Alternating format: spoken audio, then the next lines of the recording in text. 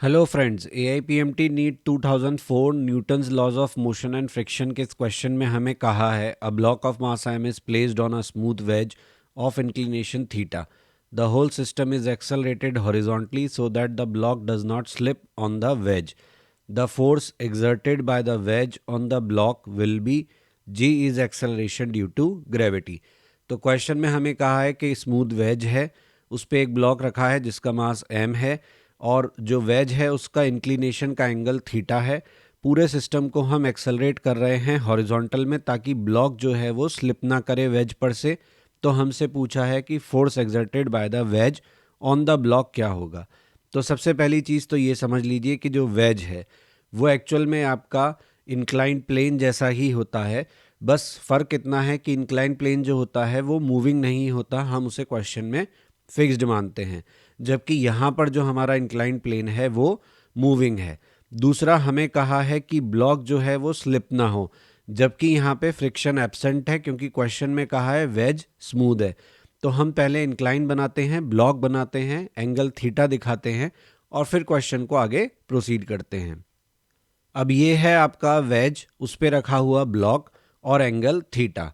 अब सवाल ये उठता है कि हम वेज को किधर की तरफ एक्सेलरेट करें ताकि हमारा जो ब्लॉक है मास m का वो स्टेशनरी रह पाए, क्योंकि हमारे पास चॉइस है. हम इसे लेफ्ट में भी लेके जा सकते हैं, हम इसको राइट में भी लेके जा सकते हैं. तो देखिए यहाँ सोल्यूशन में हमने दोनों सिचुएशन कंसिडर करी हैं. एक बार हम वेज को लेफ़्ट लेके जा रहे हैं, एक बार वेज को हम राइट लेके जा रहे हैं. लेफ़्ट या राइट ले जाने से हमारे ब्लॉक एम के स्टेबल होने पर वेज पर रेस्ट में रहने की क्या रिलेशन है वो हमें देखना है. तो स्टेबिलिटी जानने के लिए हमें क्या करना होगा? हमें वेज के फ्रेम में बैठकर क्वेश्चन को सॉल्व करना होगा. वेज के फ्रेम में जब हम बैठेंगे तो ब्लॉक एम पर हम सूडो फोर्स लगाएंगे. सूडो फोर्स हम जानते हैं क्या है. सूडो फोर्स किसी भी एक्सेलरेटिंग फ्रेम में हमारा एक फोर्स होता है इमेजिनरी, जो कि ऑब्जेक्ट्स पर ऑपोजिट डायरेक्शन में लगता है. तो हमारा यहाँ जो फ्रेम ऑफ रेफरेंस है वो हमारा वेज है. क्योंकि वेज का पहले डायग्राम में हमने एक्सेलरेशन लेफ्ट में माना है, तो pseudo will act on mass M in opposite direction.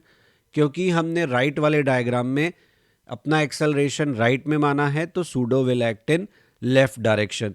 तो ये जो एम ए आप अपने डायग्राम में देख रहे हैं, ये सूडो फोर्स है जो कि वेज के फ्रेम में हम लगा रहे हैं in the opposite direction to acceleration of veg.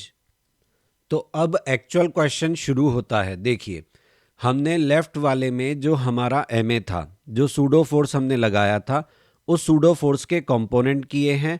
M A का कंपोनेंट हमारा बना along the incline M A cos theta. क्योंकि ये एंगल थीटा था तो ये एंगल भी थीटा होगा. आप जानते हैं ये दो पैरेलल लाइंस हो गई. एम ए भी हॉरिजॉन्टल में एक्ट करेगा क्योंकि सूडो फोर्स आपके वेज के फ्रेम के बिल्कुल ऑपोजिट डायरेक्शन में लगेगा. अब आपका यहाँ पे एम ए लगा, इसका कंपोनेंट अलोंग द इंक्लाइन आया एम ए कॉस थीटा और परपेंडिकुलर टू इंक्लाइन आया एम ए साइन थीटा. अब मैं ये मान रहा हूँ कि एम जी के कंपोनेंट से आप वेल अवेयर हैं. एम जी के कंपोनेंट डाउन द इंक्लाइन आया एम जी साइन थीटा और परपेंडिकुलर टू इंक्लाइन आया एम जी कॉस थीटा. तो हमारे सूडो का जो component M A sine theta है वो एम जी कॉस थीटा के साथ मिलकर हमारे इस वेज के जो सरफेस है कांटेक्ट का, इसको कंप्रेस कर रहा है. बदले में हमारा वेज ब्लॉक पे ऑपोजिशन लगा रहा है, दैट इज एन. और एक्चुअल में यही एन है जो हमें क्वेश्चन में निकालना है, क्योंकि क्वेश्चन ने हमसे पूछा है force exerted by block on wedge. तो यही वो नॉर्मल है जो वेज ब्लॉक पर लगाएगा और ब्लॉक वेज पर लगाएगा. इसी नॉर्मल का कैलकुलेशन हमको करना है. और इस डायग्राम में आप देख सकते हैं कि इस बात की पॉसिबिलिटी नज़र आ रही है कि एम ए कॉस थीटा ऊपर लग रहा है, एम जी साइन थीटा नीचे लग रहा है, यानी ये दोनों एक दूसरे को बैलेंस कर सकते हैं.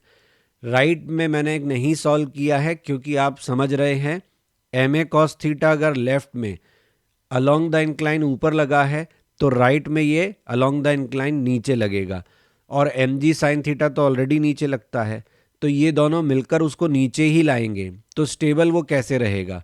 तो हम लेफ़्ट के लिए सॉल्व कर रहे हैं क्योंकि हमें FBD बनाने पर ये बात पता लगी कि MA cos theta can be balanced bye MG sin theta. पहली चीज तो हमें यहां से ये मालूम पड़ रही है। तो यहां से हम A का वैल्यू क्या लिख लेंगे, इसको अभी नहीं लिखते इक्वेशन 1। तो यहां से M से M कैंसिल हो जाएगा, A का वैल्यू क्या आ जाएगा, G sin theta upon cos theta, that makes it G tan theta. ये बनी आपकी इक्वेशन नंबर 1। अब हमें नॉर्मल निकालना है, तो नॉर्मल जैसा कि आप डायग्राम में देख सकते हैं MA sin theta plus MG cos theta के बराबर होगा। A का वैल्यू इक्वेशन 1 से हम रखते हैं, तो A का वैल्यू कितना है, G tan थीटा यानी sin theta over cos theta into sine theta. मैंने A की जगह वैल्यू रखा है, तो ये A का वैल्यू है जो ब्रैकेट में है, plus MG cos theta. Okay, तो यहाँ क्या होगा, ये साइन स्क्वायर थीटा बन जाएगा।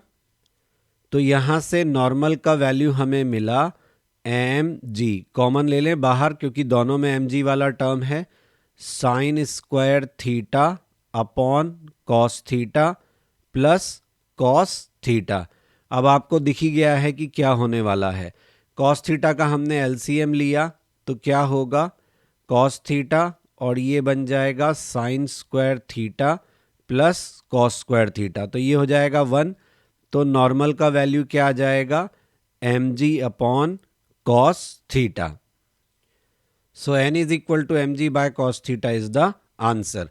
अब अगर आप इस क्वेश्चन से रिलेटेड हिंट वीडियोस देखना चाहते हैं, जिनको देखकर आप चाहते हैं कि क्वेश्चन को आप खुद से सॉल्व करना सीखें और अगली बार आपको ऐसे क्वेश्चंस के लिए सोल्यूशन की ज़रूरत ना पड़े, तो वो मेरे चैनल पर अवेलेबल हैं। जो लोग फेसबुक और इंस्टा पे देख रहे हैं वो मेरे चैनल क्वेश्चन नहीं बनता पर जाकर ये वीडियोस देख सकते हैं। इसके अलावा मैं इस पर कंसेप्ट रिलेटेड वीडियोस भी पोस्ट करता हूं। जैसे पिछली बार आपको याद होगा मैंने वेइंग मशीन के रिलेटेड वीडियो पोस्ट किया था, यहाँ सूडो फोर्स की बात हुई है, तो मुझे लगता है उसके लिए भी मैं एक कंसेप्चुअल वीडियो पोस्ट करूँगा ताकि आप उसको देखकर सूडो फोर्स के जो क्वेश्चंस हैं उनको कैसे डील करना है वो सीख पाएं और सूडो फोर्स को लेकर आपको क्लैरिटी आए। आपको अगर टेक्स्ट सोल्यूशन देखने हैं विद द वीडियो सोल्यूशंस, तो आप मेरे ब्लॉग क्वेश्चन नहीं बनता blogspot.com पर जाकर देख सकते हैं। अगर आपका कोई सजेशन है और आप मुझसे कांटेक्ट करना चाहते हैं तो मेरे ईमेल पर भी आप मुझे कांटेक्ट कर सकते हैं।